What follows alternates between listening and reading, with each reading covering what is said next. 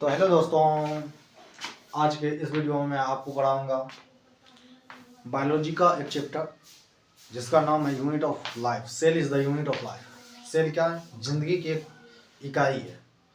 जिंदगी की एक इकाई है सेल, और हम आज उन्हीं के बारे में पढ़ेंगे। सबसे पहली बात हम आपको बताऊंगा क्या सेल की स्टडी को क्या बोलते हैं। सेल साइटोलॉजी बोलते हैं। Cytology, study of cell is known as cytology. Cell के अध्ययन को साइटोलॉजी बोलते हैं। क्या बोलते हैं? साइटोलॉजी बोलते हैं। और आइए पढ़ते हैं सेल की डिफिनेशन। सेल क्या होती है? Cell is the fundamental structurally and functional unit of life. जीवन की फंडामेंटल स्ट्रक्चर और क्या है? स्ट्रक्चरल एंड फंक्शनल यूनिट है। किसकी? जिंदगी की। कहता है अगर सेल है तो हमारे जीवन है, हमारे बॉडी है। अगर सेल नहीं है तो हमारे शरीर नहीं बन सकते। एक एक सेल मिलकर के टिश्यू बनती है। टिश्यू से मिलकर ऑर्गन बनती है। ऑर्गन को मिलकर ऑर्गन सिस्टम बनती है। फिर ऑर्गन सिस्टम को मिलने से एक बॉडी का निर्माण होती है। तो सबसे पहले कहा जाता है कि फर्स्ट लिविंग सेल का डिस्कवरी ल्यूवेनहॉक ने किया। एवी ल्यूवेनहॉक, एंटोन ल्यूवेनहॉक बोलते हैं। उसके बाद डेड सेल जो थी उसकी डिस्कवरी सबसे पहले रॉबर्ट हुक ने किया। किसने किया? रॉबर्ट हुक ने किया। ठीक है, आगे कहता है there are two types of organism. दो प्रकार के ऑर्गेनिज्म होते हैं। एक यूनिसेलुलर ऑर्गेनिज्म होते हैं और दूसरी मल्टीसेलुलर ऑर्गेनिज्म होते हैं। यूनिसेलुलर ऑर्गेनिज्म का मतलब यह होता है कि जो जीव जिस जीव का बॉडी एक ही सेल से बना हुआ उसे क्या बोलते हैं? यूनिसेलुलर ऑर्गेनिज्म बोलते हैं। और जिस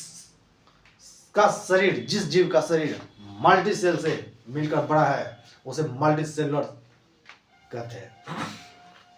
आप देखें यहाँ पे लिखा हुआ है unicellular organism are capable for independent existence performing essential function of life.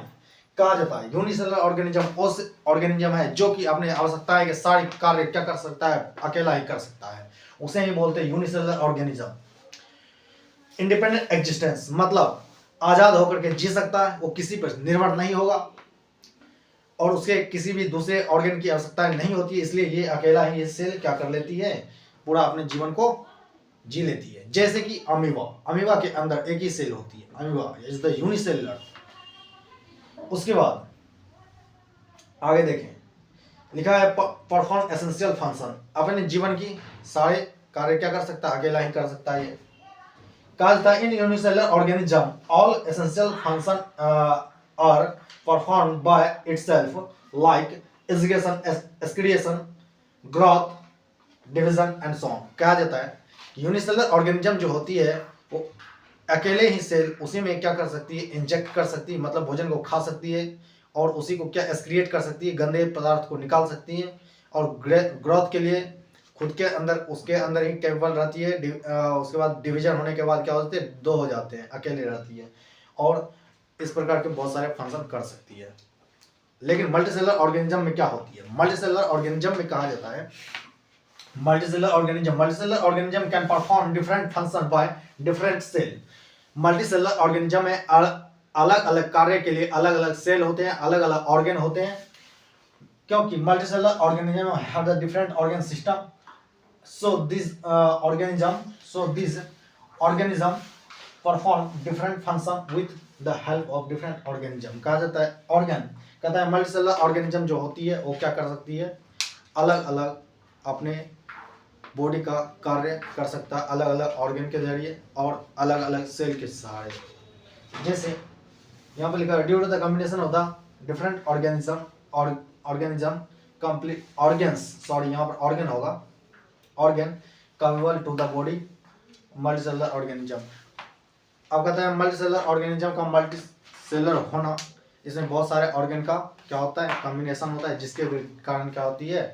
Multicellular organ बनती है और मल्टीसेलुलर ऑर्गेनिज्म बनती है। ठीक है, और जैसे कि मल्टीसेलुलर ऑर्गेनिज्म की बात करें तो भोजन की डाइजेशन जो होती है, भोजन की डाइजेशन जो होती है उसमें बहुत सारे ऑर्गन आते हैं। सबसे पहले हम भोजन खाते हैं अपने माउथ के जरिए, फिर इसोफेगस के जरिए क्या होती है? फूड पाइप बोलते हैं, फूड फाइबर वो हमारे स्टोमक में जाती है। स्टोमक एक अलग ऑर्गन है। ड्यूडेनम जो स्मॉल इंटेस्टाइन एक अलग ऑर्गन है।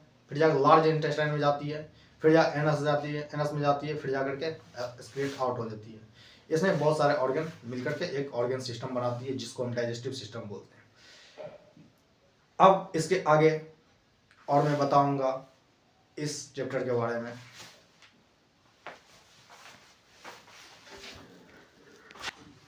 तो दोस्तों तो फिर आगे देखिए क्या होता है इस चैप्टर में। कहा जाता है कि हमने पहले ही बताया study of cell is known as cytology बोलते हैं। फिर आती है सेल बायोलॉजी। सेल बायोलॉजी किसे बोलते हैं? जितने भी स्ट्रक्चरल और फंक्शनल और जो होते हैं इस सेल की डिवीजन जो होती है उसे रिप्रोडक्शन बोलते हैं। इन सभी के अध्ययन को सेल बायोलॉजी बोलते हैं। क्या बोलते हैं? सेल बायोलॉजी बोलते हैं। मतलब all living organism composed of cell. जितने भी इस धरती पर जिंदा जागता ऑर्गेनिज्म है वो सभी सेल से ही बने हैं। किससे बने हैं? सेल से बने हैं। आगे कहता है सिंगल सेल को बोलते हैं यूनिसेलुलर ऑर्गेनिज्म, मल्टी सेल वाले को बोलते हैं मल्टीसेलुलर ऑर्गेनिज्म। ओके, आगे कहा जाता है जितने भी यूनिसेलुलर ऑर्गेनिज्म होते हैं उन सभी को वो सभी इंडिपेंडेंट एग्जिस्टेंस कर सकते हैं। मतलब आज़ादी से अकेला ही जी सकता है, सारे कार्य कर सकता है, अपने से ही अपने जीवन के सारे कार्य कर सकता है। आगे देखें, कहता है कि एक सेल को सेल बनने के लिए 3 कंपाउंड का रिक्वायरमेंट होती है। कितने की होती है? 3 कंपाउंड का 3 कंपाउंड का रिक्वायरमेंट होती है। पहले होती है सेल मेम्ब्रेन, जेनेटिक मटेरियल और साइटोप्लाज्म। ये 3 तो चाहिए। ये एक सेल है, इसके अंदर में साइटोप्लाज्म भरा हुआ और ये जेनेटिक मटेरियल है जो कि वंशानुगत चलती है, एक जनरेशन से दूसरे जनरेशन में जाती है। इसे ही हम क्या बोलते हैं? जेनेटिक मटेरियल बोलते हैं। और ये सेल मेम्ब्रेन है। फिर आगे मैं बता रहा हूँ क्या होती है इस चैप्टर में। हाँ तो दोस्तों आगे इस चैप्टर में देखेंगे। बायोलॉजी का एक चैप्टर है और आगे देखते हैं इसमें क्या होता है। बैक्टीरिया और वायरस को हमने कंपेयर किया है। यहाँ पर बैक्टीरिया के पास क्या होती है? साइटोप्लाज्म भी होती है। बैक्टीरिया के सेल में साइटोप्लाज्म भी होती है, जेनेटिक मटेरियल भी होती है और सेल मेम्ब्रेन भी होती है। लेकिन वायरस के सेल में क्या होती है? वायरस के सेल में क्या होती है? सेल मेम्ब्रेन नहीं होती है।